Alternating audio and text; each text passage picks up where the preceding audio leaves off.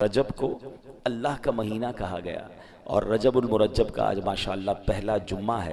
نبی پاک فرماتے اِنَّا رجب شہر اللہ، یعنی بے شک رجب اللہ کا مہینہ ہے۔ سرکار دو عالم علیہ الصلوۃ والسلام رجب میں ایک بڑی پیاری دعا کیا کرتے تھے، آئیے ہم بھی مل کے کر لیتے ہیں۔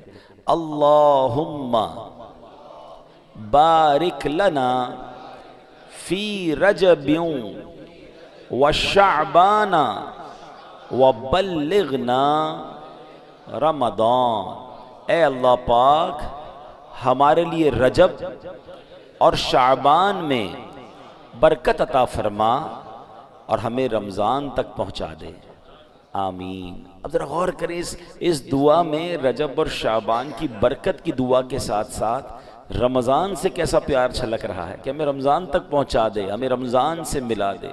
تو یہ اللہ والوں کو رمضان سے بڑا پیار ہوتا ہے۔ یہ تینوں مہینے بڑے کمال کے، رجب اللہ کا مہینہ، شعبان کے بارے میں آقا فرماتے الشعبان الشہری، شعبان میرا مہینہ ہے، اور رمضان کے بارے میں فرمایا کہ رمضان میری امت کا مہینہ ہے۔ اب آپ غور کریں، گویا نور کی سیڑھیاں ہیں، رحمت کا راستہ ہے۔ پہلے رجب آیا، پھر شعبان آیا، اور سبحان اللہ پھر رمضان۔ علامہ صفوری رحمۃ اللہ تعالیٰ نے بڑی پیاری بات فرماتے ہیں، آپ فرماتے ہیں رجب جو ہے وہ بیج بونے کا مہینہ، شعبان ان بیجوں پر پانی ڈالنے کا مہینہ ہے۔ جو تھوڑی بہت فصل اور باغ کو سمجھتے ہیں، پہلے کیا کرتے ہیں ہم؟ بیج ڈالتے ہیں، پھر پانی ڈالتے ہیں، اس کا خیال رکھتے ہیں، پھر کیا ہوتا ہے؟ پودا اگ جاتا ہے، فصل ریڈی ہو جاتی ہے۔ تو فرمایا رجب بیج بونے کا مہینہ ہے، شعبان ان بیجوں پر پانی ڈالنے کا مہینہ ہے، اور رمضان فصل کاٹنے کا مہینہ ہے۔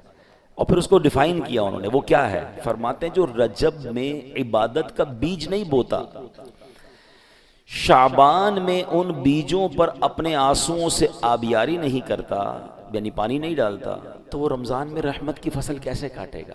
تو بی پریپیئر، تیار ہو جائیے، اب عبادت کا سلسلہ شروع کرنا ہے۔